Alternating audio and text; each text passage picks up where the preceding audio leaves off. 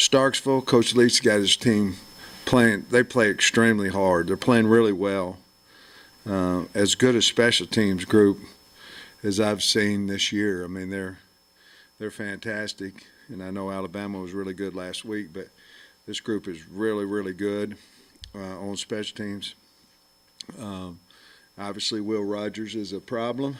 He's a really good quarterback. Their offense, what they do, got a lot of talented receivers. Defensively, they're an attack, blitz a lot. It seemed to be working for them, but they play extremely, extremely hard and well coached. And there's a reason they're 4-1, ranked in the top 25. They've got a really good football team, but we're excited to go play them. Coach, how do you guys get things turned around on defense? Obviously, a lot of struggles there in the fourth quarter against Alabama, and an offense here in Mississippi State that can put up a lot of points. What was the first part of that? How do you get things turned around in such a short time? Well, we've got to get some people. We got to get some guys back a little bit. We've been beat up. It seems to me like pretty much all year, and we just have to continue to work on it. Man coverage has been a problem for us, especially if we don't get to the quarterback. It's been a problem for us, and we just have to continue to we have to be in position better. We certainly the explosive plays we've got to limit them. We have to be comfortable with keeping them in front of us and hoping we can have a pass breakup or get a guy on the ground. Our tackling and our secondary woes has got to improve. We've got kids that'll fight back there and work at it. So they are a big challenge, though. Yeah. Offense continued to battle. Had a few struggles down there in the red zone, but we got to ask the status of KJ Jefferson since he didn't go back in on Saturday. Well, he had some mild symptoms, and those are things that our doctors look at, saying, each kid's a little bit different of how they react, and we've had guys back within 3 or 4 days. We've had guys out for 27 days. So. He's kind of a wait and see, to be honest with you. Does having almost all your road games, here in a row in the same month, does that change the approach at all, or how difficult is that? I think what changes your approach is the health of your team and basically who you're playing. I know last year, I think we had maybe 3 home games in a 5 in a row. 3 of them were home, but yet we were on the road, all but one of them. So that kind of changed a little bit. When we were 4 out of 5, our practices changed a little bit. We might have went at spiders on a Monday instead of shells and things of that nature. But I think right now we're a team that we've got to go, continue on the fundamentals and things of that nature. So I think we're going to stay probably pretty much status quo with what we've done.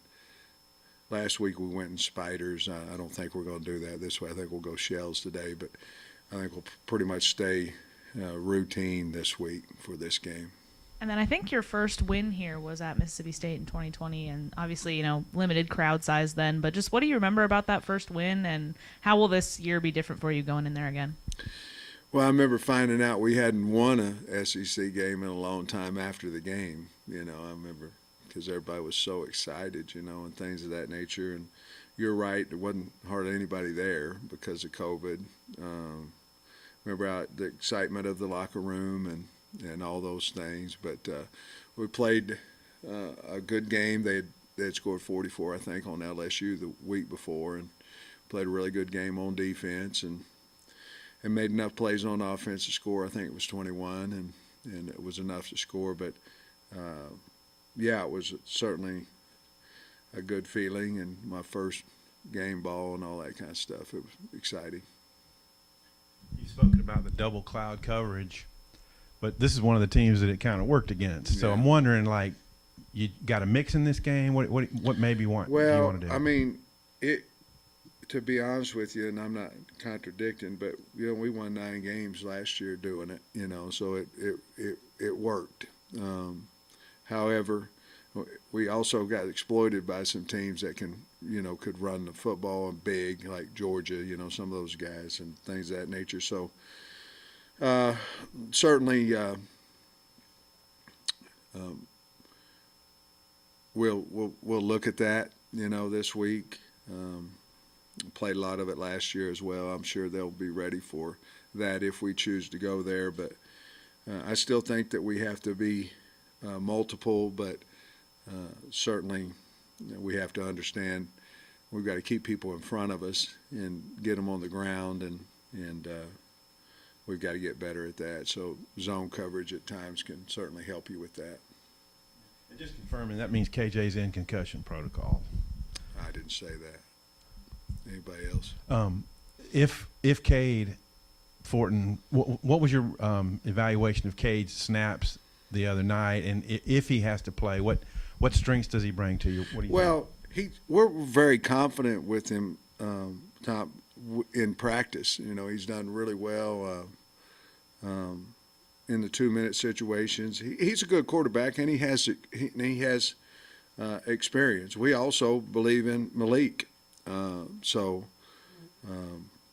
If anything happened there, we still think we have 2 really good quarterbacks that can. They're certainly different, even though Cade can run a little bit as well. He would probably be looked at more as a passer and Malik more as a runner, but that's really not true. They both can do either. Sam, you guys just played A&M, so you're obviously familiar with their personnel. What did you think of what Mississippi State was able to do to them? Beat them. I know they forced 4 turnovers and beat them pretty decisively. That would be a big deal in the game. I mean, A&M goes down to the 5-yard line and fumbles, and they kick a field goal, and it goes back for a touchdown, and then their starting quarterback got hurt, and there's a lot of things that happen. All of those things happen because Mississippi State made them happen. I get that, but it was a tight game there, and basically on the field goal that was blocked back for a touchdown, kind of put the game out of hand. But they play so hard. This is a really good football team, and they play so hard, and obviously they can score points. But they're going to cause you problems on offense if you're not ready for all this movement and all the blitzing that they do and all this total blitz that they do. And they have players that can do it. You got really good football players, guys that have played. I love their linebacker group. I think they're really good. It starts with Johnson, but Watson and Wheat, they're all really good players, and they use them well, and they're really good at special teams. I mean, they have made a difference in a lot of games just on special teams alone. So they're playing. They're hot right now. And Rodgers, he gets the ball out so quick. It's almost like a lot of their passes are almost like running plays. But they are. It's 73% completion rate, hard guy to sack, even though that's been a strength of yours. What do you think about just him as a quarterback and how fast he gets it out? Well, now he's on year 3. Of playing now, Bob, and you can see it, and the thing is you really have to disguise in the secondary, because if you don't, I mean, and he knows exactly what you're doing, whether it's man or quarters or double cloud or whatever it may be, he can exploit you. I mean, he's really good, and they've got receivers that can as well. So they'll have to be decision made, obviously, on 3rd down and things of that nature, whether we're going to go after him or not. You can't just let him sit back there. So if we decide to go after him with 4, we've got to get there. If we decide to go after him with 3, we've got to get there. And they're good at tackle. Obviously they lost their first rounder last year at left tackle, but they're good at tackle and good on the offensive line. So we got to move him at some point. We got to hurry him at least. And I thought we did a pretty good job of that last year. Coach, I know usually when there's an injury, you like the player to be able to return, have a day or so of practice. Can't remember what you generally like, but does that apply for KJ? Is there a day you like to have him back at practice for him to be able to play this weekend? Wednesday's always our day. They have to do something on Wednesday, or we pretty much count them out for the game. Wednesday's that day. And you mentioned that Fortin's been your number 2 quarterback for a few weeks now. What is Malik's role going forward, and does he maybe do more receiver, or how does that change for him? Well, he's a quarterback. I mean, he's a quarterback as well. Certainly the plan for him to play wide receiver has not been even what I thought it would be. But the plan is for him to play quarterback. Coach, I think that's back-to-back weeks now with a touchdown catch for Keytron Jackson. Just what have you seen in his development? And you mentioned kind of wanting more out of the passing game. How much of a key can he be in that improving? Well, I didn't get the second part of that, but Keytron is one of the most improved guys on the team. I mean, he's always been a good player, but he seems to be coming into his own, catching hard passes, getting open more. He's always been a great blocker, a hard effort guy. But I think he's one of the most improved guys on our team. He's playing with confidence now, and there's a little bit of that because he was starting in fall camp, and I think Matt beat him out, and he didn't, there's a big lesson learned there. He didn't go on the tank or anything like that, and now he's playing even better ball than what I thought he would at this point in time, and I think he's got a lot of upside. I'm sorry I didn't hear the second part. Was he had an explosive play against Missouri State, also against A&M. I think you mentioned something about wanting more out of the passing game. How much of a key can he be in that? Well, I hope he just keeps getting better and better and better. A lot of times your passing game dictates a little bit about how you're running the ball and things of that nature, but it also, dictates who you're playing, and if teams are able to man cover you because they've got really good corners like Alabama did, it makes it much more difficult. You can find a little more spaces in zone coverage. And certainly you can exploit corners that you feel like you're better at. I thought Alabama had really good corners. So therefore we weren't able to, and we weren't throwing and catching it. We weren't throwing it as well as what we had in the past either. But I think he's going to be a big part of that. And we have to air the ball out more than what we have, even though I think we're running it well. But we've got to open up our offense a little bit more. You like a 11 a.m. road kick? Yes. Yeah, I think any time that you can go on the road and play in the morning, that would be at least for me, that would be the number one time that we'd want to play. Anytime, I think it starts getting later than that, and then the tailgates get better and the people get louder, and so I like the early one, to be honest with you. You think their fans adhere to the cowbell rule like they're supposed to? I talked to some people that have played them, and they said it is louder than loud in pregame, and then that their fans have certainly abided, or whatever the word you want to use, by the rule of once the center is approaching underneath or quarterback underneath the center, then they can't do it anymore, and they said they didn't, so thanks to penalty if they do. So, or a game on the line, I'm not so sure. A lot has been talked about with the offense. Every time you talk about Mississippi State, it's about offense, but defense has given up 330 yards, 21 points a game. What do you see out of them defensively? Well, you better win first down because they're going to come at you now. I mean, this is one of the most moving defenses, blitzing defenses that I've seen in a while, and it works, so I think any time that you play teams like that, you have to have some explosive plays. You have to, it has to be more than 7 yards, and the guy got a shoestring tackle on you. You got to go 70. You got to go 65. You got to make some big plays, 30 on them, or they'll never get out of it, And I will say this: I think Coach Kennedy and the offensive line, I think they do about as good a job as I've seen with movement on the defensive line and linebackers. So we're certainly going to practice the heck out of it. But there's no fear in their defensive coordinator, I'll say that. Ask you a cowbell question too. When you're on the headphones, I mean, do you hear them? Is the communication impacted between coaches on the phones and communication out to the field? I tried 2 weeks ago a one headsetter, and it's so much. When you put both of them on, you don't hear anything.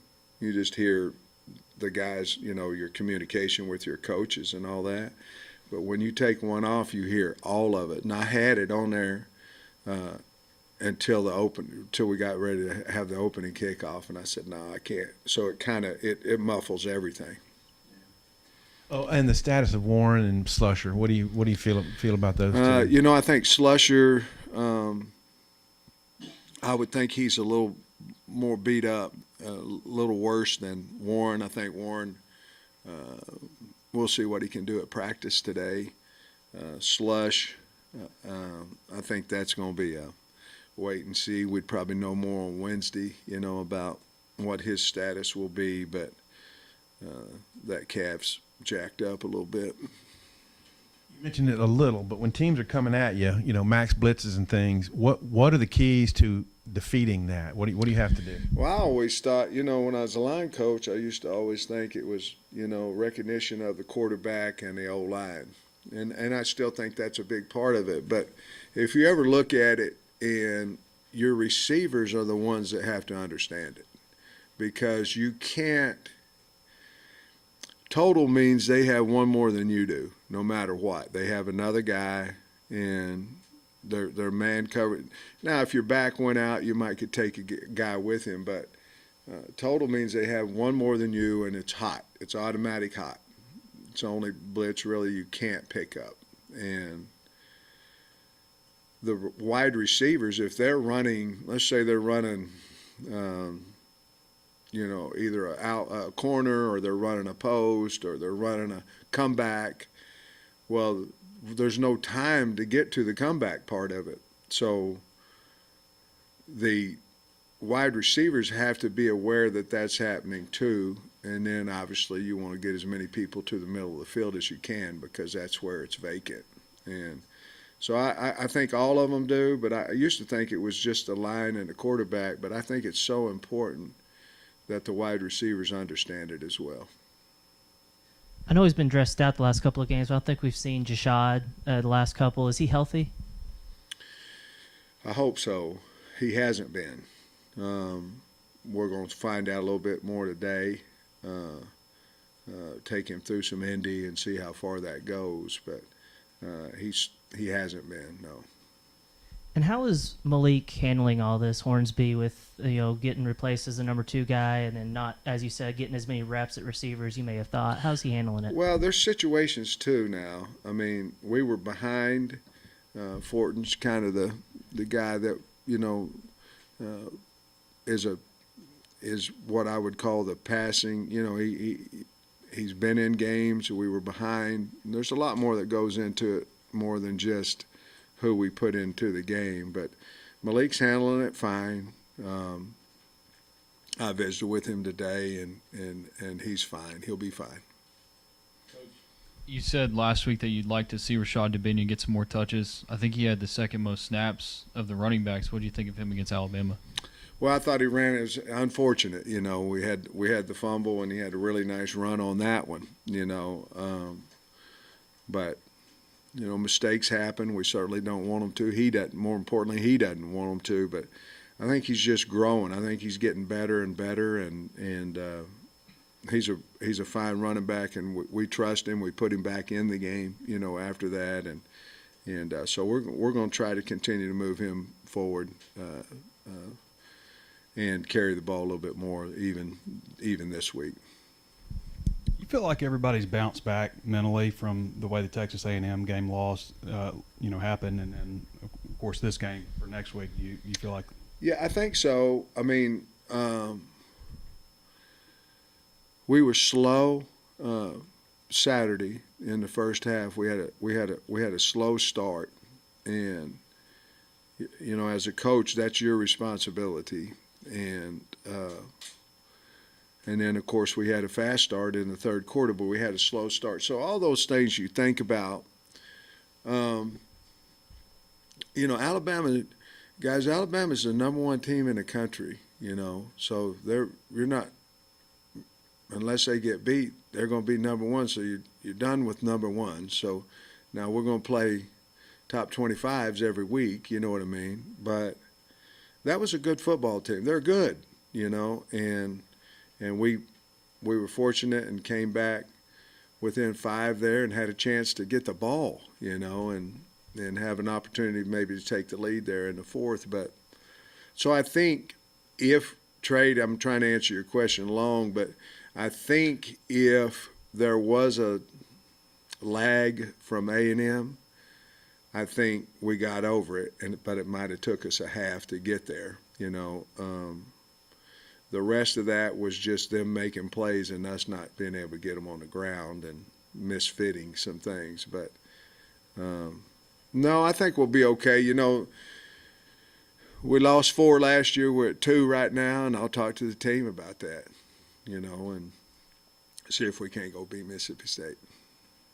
You're going to torture everybody's ears this week in practice with cowbells piped in, all that stuff? Well, that's probably the plan. We're only going to do it in team settings today. We're going to cut them some slack during 7-on-7, but team settings we certainly will.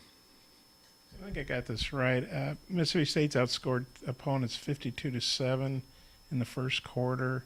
Well, what do you make of that? And I guess what kind of premium does that put on getting off to a good start? Well, obviously they've been well coached, and their game plan is against what they're seeing. And it seemed to me like